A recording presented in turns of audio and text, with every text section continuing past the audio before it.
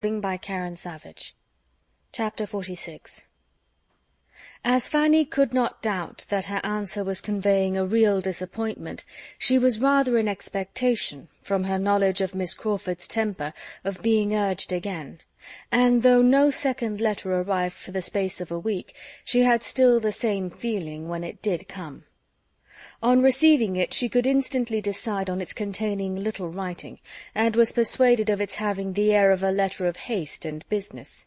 Its object was unquestionable, and 2 moments were enough to start the probability of its being merely to give her notice that they should be in Portsmouth that very day, and to throw her into all the agitation of doubting what she ought to do in such a case. If 2 moments, however, can surround with difficulties, a third can disperse them, and before she had opened the letter, the possibility of Mr. and Miss Crawford's having applied to her uncle and obtained his permission was giving her ease. This was the letter. "A most scandalous, ill-natured rumour has just reached me, and I write, dear Fanny, to warn you against giving the least credit to it, should it spread into the country. Depend upon it, there is some mistake, and that a day or 2 will clear it up, at any rate that Henry is blameless, and in spite of a moment's étourderie thinks of nobody but you. Say not a word of it, hear nothing, surmise nothing, whisper nothing, till I write again. I am sure it will be all hushed up, and nothing proved but Rushworth's folly. If they are gone, I would lay my life they are only gone to Mansfield Park, and Julia with them. But why would not you let us come for you? I wish you may not repent it. Yours, etc." Fanny stood aghast. As no scandalous, ill-natured rumour had reached her, it was impossible for her to understand much of this strange letter. She could only perceive that it must relate to Wimpole Street and Mr. Crawford, and only conjecture that something very imprudent had just occurred in that quarter to draw the notice of the world, and to excite her jealousy, in Miss Crawford's apprehension, if she heard it. Miss Crawford need not be alarmed for her. She was only sorry for the parties concerned, and for Mansfield, if the report should spread so far. But she hoped it might not. If the Rushworths were gone themselves to Mansfield, as was to be inferred from what Miss Crawford said, it was not likely that anything unpleasant should have preceded them, or at least should make any impression. As to Mr. Crawford, she hoped it might give him a knowledge of his own disposition, convince him that he was not capable of being steadily attached to any one woman in the world, and shame him from persisting any longer in addressing herself. It was very strange. She had begun to think he really loved her, and to fancy his affection for her something more than common, and his sister still said that he cared for nobody else. Yet there must have been some marked display of attentions to her cousin, there must have been some strong indiscretion, since her correspondent was not of a sort to regard a slight one. Very uncomfortable she was, and must continue till she heard from Miss Crawford again. It was impossible to banish the letter from her thoughts, and she could not relieve herself by speaking of it to any human being. Miss Crawford need not have urged secrecy with so much warmth. She might have trusted to her sense of what was due to her cousin. The next day came and brought no second letter. Fanny was disappointed. She could still think of little else all the morning. But when her father came back in the afternoon with the daily newspaper as usual, she was so far from expecting any elucidations through such a channel that the subject was for a moment out of her head. She was deep in other musing. The remembrance of her first evening in that room, of her father and his newspaper, came across her. No candle was now wanted. The sun was yet an hour and a half above the horizon. She felt that she had indeed been 3 months there, and the sun's rays falling strongly into the parlour, instead of cheering, made her still more melancholy, for sunshine appeared to her a totally different thing in a town and in the country. Here its power was only a glare, a stifling, sickly glare, serving but to bring forward stains and dirt that might otherwise have slept. There was neither health nor gaiety in sunshine in a town. She sat in a blaze of oppressive heat, in a cloud of moving dust, and her eyes could only wander from the walls, marked by her father's head, to the table cut and notched by her brother's, where stood the tea-board, never thoroughly cleaned, the cups and saucers wiped in streaks, the milk, a mixture of motes floating in thin blue, and the bread and butter growing every minute more greasy than even Rebecca's hands had first produced it. Her father read his newspaper, and her mother lamented over the ragged carpet as usual, while the tea was in preparation, and wished Rebecca would mend it. And Fanny was first roused by his calling out to her, after humphing and considering over a particular paragraph, "What's the name of your great cousins in town, Fan?" A moment's recollection enabled her to say, "Rushworth, sir." "And don't they live in Wimpole Street?" "Yes, sir." "Then there's the devil to pay among them, that's all. There," holding out the newspaper to her, "much good may such fine relations do you. I don't know what Sir Thomas may think of such matters. He may be too much of the courtier and fine gentleman to like his daughter the less. But by God, if she belonged to me, I'd give her the rope's end as long as I could stand over her. A little flogging for man and woman, too, would be the best way of preventing such things." Fanny read to herself that it was with infinite concern the newspaper had to announce to the world a matrimonial fracas in the family of Mr. R. of Wimpole Street.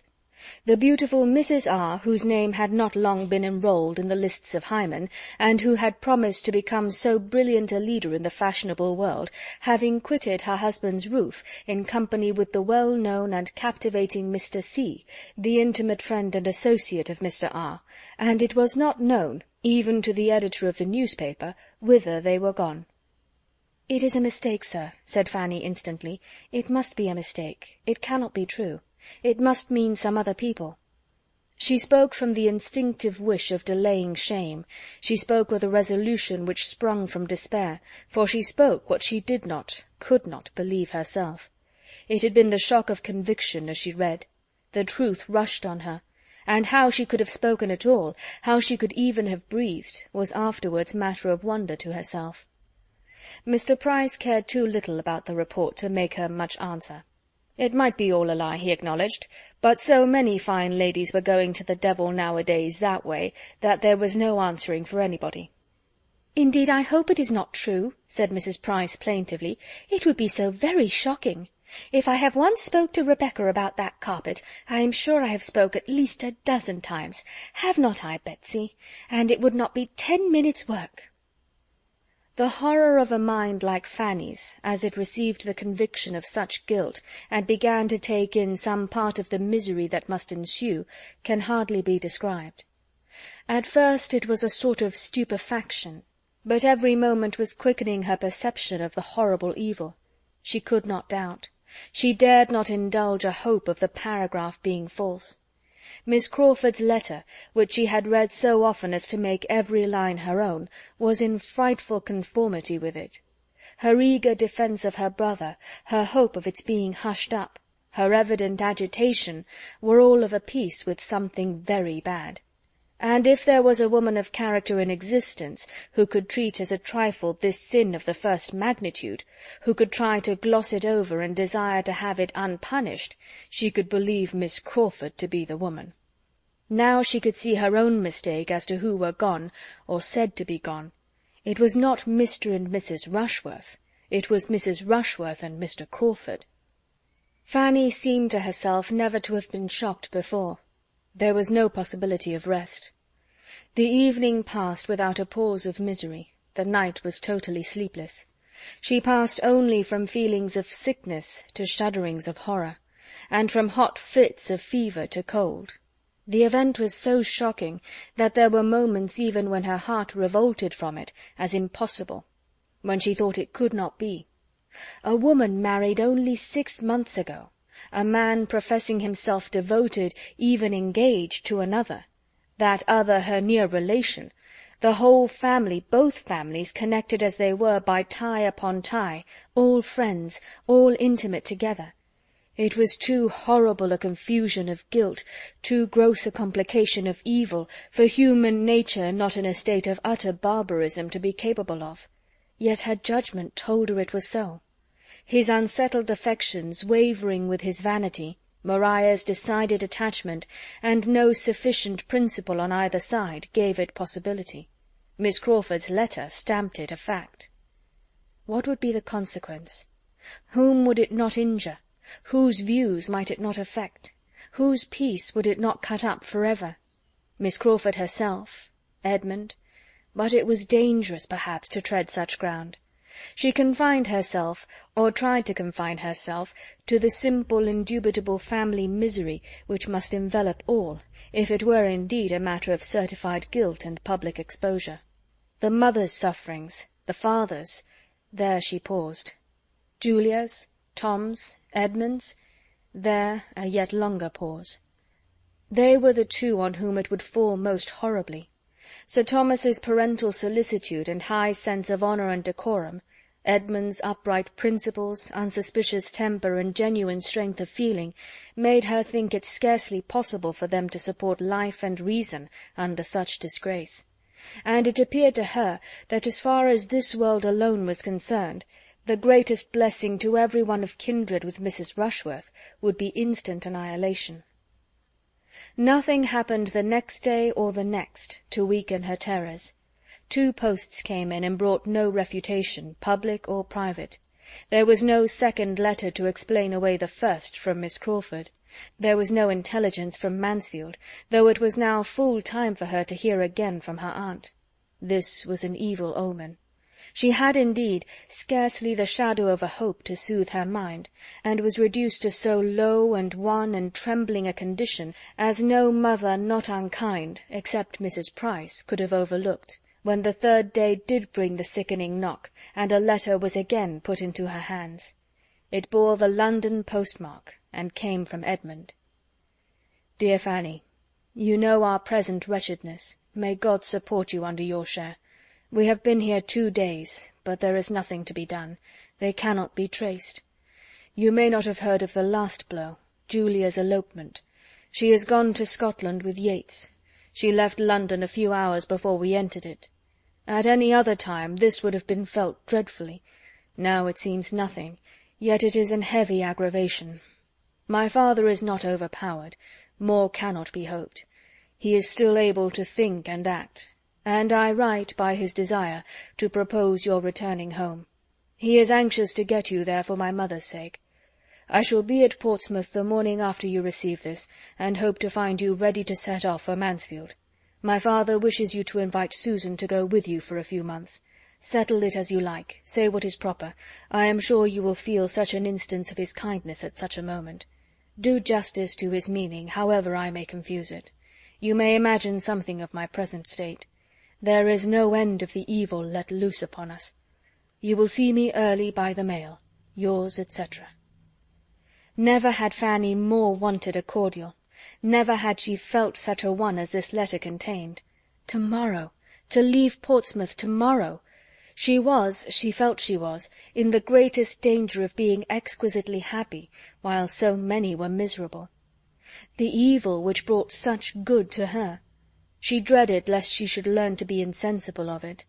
To be going so soon, sent for so kindly, sent for as a comfort, and with leave to take Susan, was altogether such a combination of blessings as set her heart in a glow, and for a time seemed to distance every pain, and make her incapable of suitably sharing the distress even of those whose distress she thought of most. Julia's elopement could affect her comparatively but little. She was amazed and shocked, but it could not occupy her, could not dwell on her mind. She was obliged to call herself to think of it, and acknowledge it to be terrible and grievous, or it was escaping her, in the midst of all the agitating, pressing, joyful cares attending this summons to herself. There is nothing like employment, active, indispensable employment, for relieving sorrow. Employment, even melancholy, may dispel melancholy, and her occupations were hopeful. She had so much to do that not even the horrible story of Mrs. Rushworth, now fixed to the last point of certainty, could affect her as it had done before. She had not time to be miserable. Within 24 hours she was hoping to be gone. Her father and mother must be spoken to, Susan prepared, everything got ready. Business followed business. The day was hardly long enough. The happiness she was imparting, too, happiness very little alloyed by the black communication which must briefly precede it, the joyful consent of her father and mother to Susan's going with her, the general satisfaction with which the going of both seemed regarded, and the ecstasy of Susan herself, was all serving to support her spirits. The affliction of the Bertrams was little felt in the family. Mrs. Price talked of her poor sister for a few minutes, but how to find anything to hold Susan's clothes, because Rebecca took away all the boxes and spoilt them, was much more in her thoughts. And as for Susan, now unexpectedly gratified in the first wish of her heart, and knowing nothing personally of those who had sinned, or of those who were sorrowing, if she could help rejoicing from beginning to end, it was as much as ought to be expected from human virtue at 14. As nothing was really left for the decision of Mrs. Price, or the good offices of Rebecca, everything was rationally and duly accomplished, and the girls were ready for the morrow. The advantage of much sleep to prepare them for their journey was impossible. The cousin who was travelling towards them could hardly have less than visited their agitated spirits, one all happiness, the other all varying and indescribable perturbation. By 8 in the morning Edmund was in the house. The girls heard his entrance from above, and Fanny went down. The idea of immediately seeing him, with the knowledge of what he must be suffering, brought back all her own first feelings. He so near her, and in misery. She was ready to sink as she entered the parlour. He was alone, and met her instantly, and she found herself pressed to his heart with only these words, just articulate: "My Fanny, my only sister, my only comfort now." She could say nothing, nor for some minutes could he say more.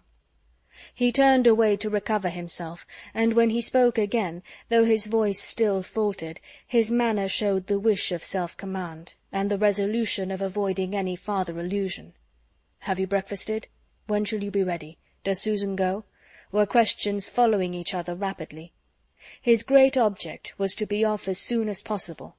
When Mansfield was considered, time was precious, and the state of his own mind made him find relief only in motion.